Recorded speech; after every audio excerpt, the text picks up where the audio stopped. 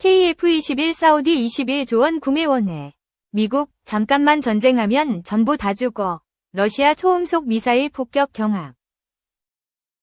방산 전문가들은 미국 및 유럽의 정치적 올바름을 내세운 전투기 판매에 사우디가 염증을 느낀 문제가 있다고 지적한다. 전통적으로 미국의 중동 최고 맹방이자 최대 무기 수입국이던 사우디는 조 바이든 미 행정부 초기에 미국과 갈등을 빚었다. 2018년 살해당했던 사우디 언론인 자말 카쇼크지 암살 사건에 대해 미국이 무함마드 빈 살만 왕세자의 개입을 지목했기 때문이다. 당시 바이든 행정부는 이전 도널드 트럼프 정부 허가했던 1,100억 달러 규모의 무기 판매도 취소했다.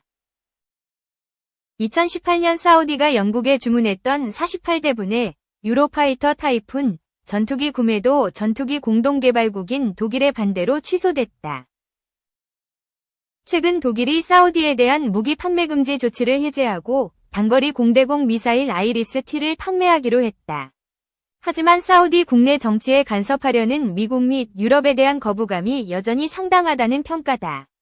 이 같은 국제 정세에서 사우디가 무기 도입의 대상국을 한국 및 중국으로 상당 부분 향하게 됐다는 설명이다. 하지만 사우디는 낙후된 자국의 제조 기술력으로 인해 기존 목표가 흔들릴 수 있는 점을 우려하고 있다. 사우디는 그동안 영국, 이탈리아, 일본의 6세대 전투기 공동개발 프로젝트인 글로벌 전투항공 프로그램 GCAP에 참여하려 했지만 현재 불발된 상태다.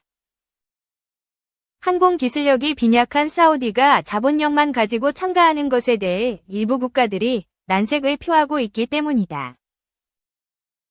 결국 사우디는 유럽 일본의 6세대 전투기 프로젝트에 대한 대안으로 한국의 KF-21 공동개발을 통해 기술력을 키우거나 중국의 스텔스 전투기인 FC-31 도입을 고려하고 있는 것으로 전해졌다. 국내 방산업계 관계자는 결국 사우디는 한국에 대해 KF-21 블록 3 전투기 공동개발 파트너 자격을 부여받아 SF-21과 같은 사우디형 자국 전투기를 개발하려는 의도로 보인다. 중국에 대해서도 비슷한 기술 이전을 요구해 한중이 사우디 전투기 시장에서 경쟁하는 형태가 될 가능성도 높다고 전망했다. 국내 방위산업이 지속적인 성장세를 보이는 가운데 사업 영역을 더욱 확대하고 있다. 특히 폴란드 진출을 계기로 유럽 시장부터 미국 시장까지 진출을 모색하는 등 지역을 가리지 않고 수출을 노리면서 내년 매출이 더욱 증가할 것으로 전망된다. 우크라이나 전쟁과 중동 전쟁으로 인한 전 세계적 군비 확장 분위기도 방산기업들에 유리하게 작용할 예정이다. 사일 업계에 따르면 국내 방위산업을 대표하는 각 방산기업들은 대표 제품들을 내세워 각 지역으로 수출을 노리고 있다. 전통적인 강세를 보이던 동남아시아와 중동 시장부터 폴란드 수출을 계기로 진출에 성공한 유럽 시장까지 지역을 가리지 않고 있다. 특히 미국 시장까지 수출을 노리고 있는 상황은 전 세계에서 달라진 국내 방산업계의 위상을 대변한다. 각 기업들이 추진하고 있는 프로젝트들을 살펴보면 먼저 대표 방산기업인 한화에어로스페이스는 K9을 앞세워 폴란드, 노르웨이, 핀란드, 루마니아, 영국 시장을 정조준하고 있다. 폴란드, 노르웨이, 핀란드는 추가 공급 확대를 기대하고 있고 루마니아와 영국은 내년 사업자 선정 입찰에 참여할 계획이다.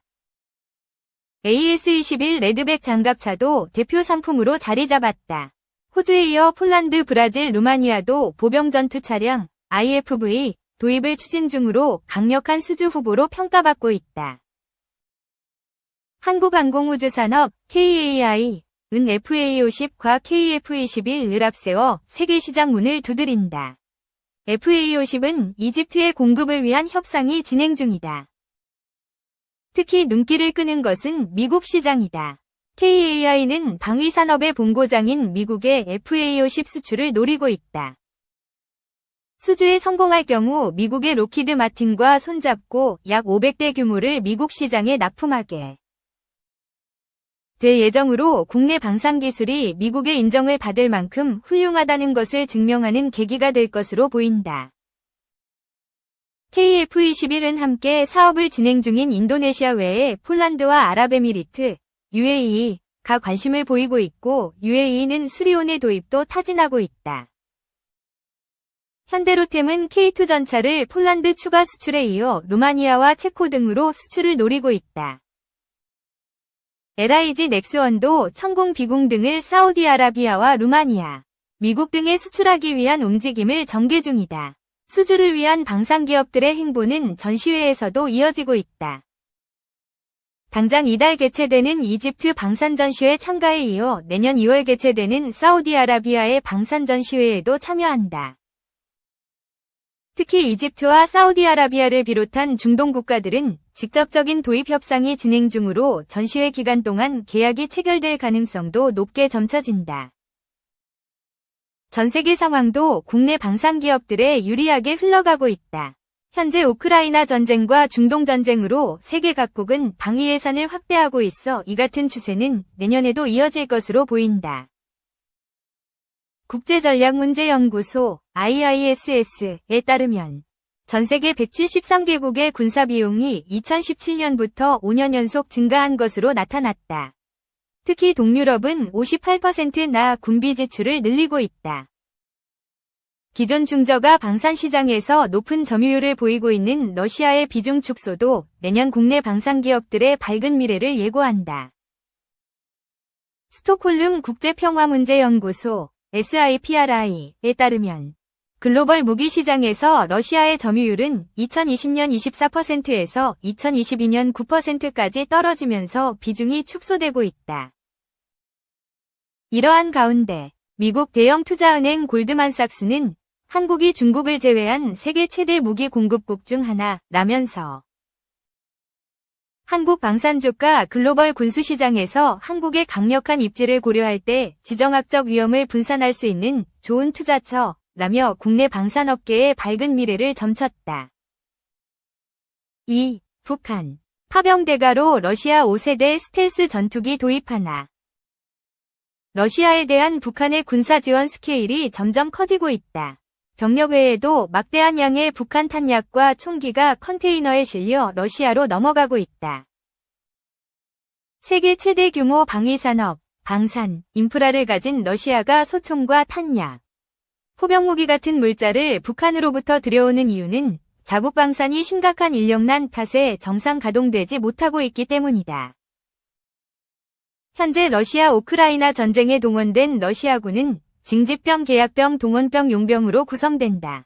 이 중 가장 많은 수를 차지하는 게 계약병과 동원병이다. 막대한 사상자가 발생하면서 계약병 지원이 줄자 러시아군은 높은 급여와 연금을 당근으로 제시하고 나섰다. 이에 따라 러시아군은 한창 일할 나이인 청년들을 마치 블랙홀처럼 빨아들이고 있다. 경제가 어려운 상황에서 일반 기업 급여보다 많게는 10배 가까운 월급을 받을 수 있는 계약병에 지원하는 청년이 많기 때문이다.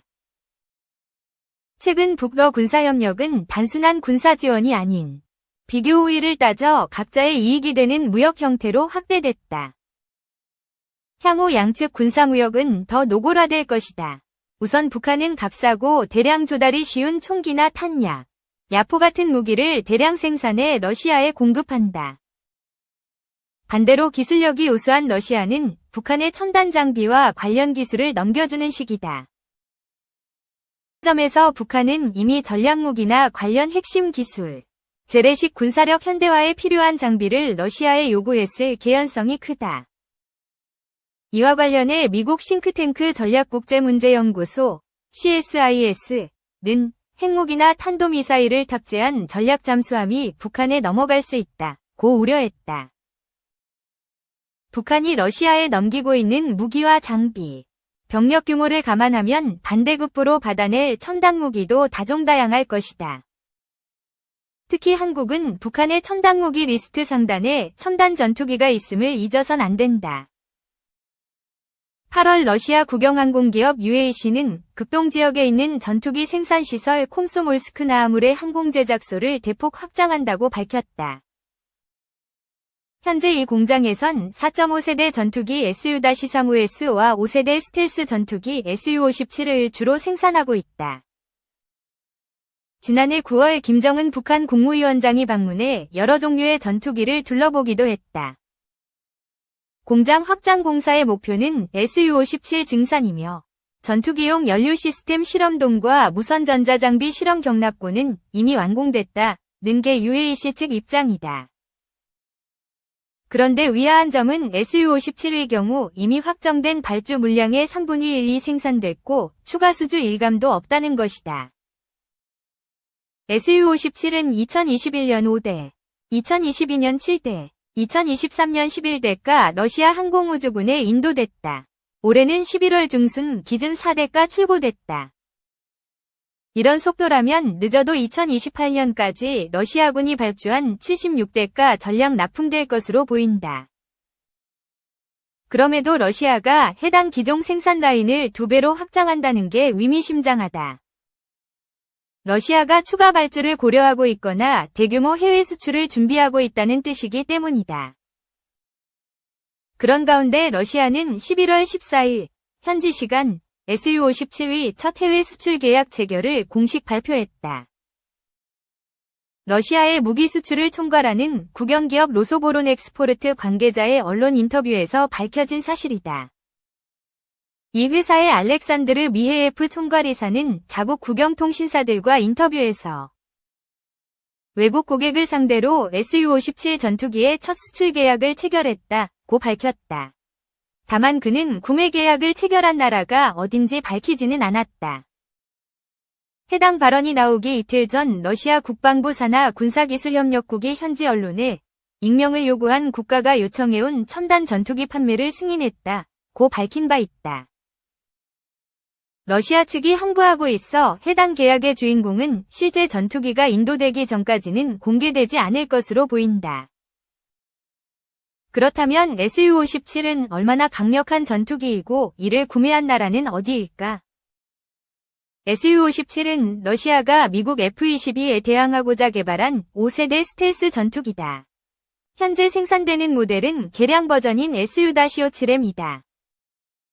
Su-57M 엔진은 기존 AL-41F1에서 이즈델리의 30으로 교체한 파워업으로 마하, 음속 1.6의 속도를 낸다고 한다. 기동성만 놓고 보면 세계 최정상급 성능이다. 최신 N036 능동형 전자주사식 위상 배열 AESA 레이더를 탑재해 400km 거리에서 적 전투기를 탐지할 수 있다. 62개 목표물을 동시 추적하고 그중 위험도가 높은 16개를 자동 분류해 한꺼번에 공격할 수도 있다. Su-57M은 동급 첨단 스텔스 전투기에 대한 탐지 및 공격 능력도 우수하다.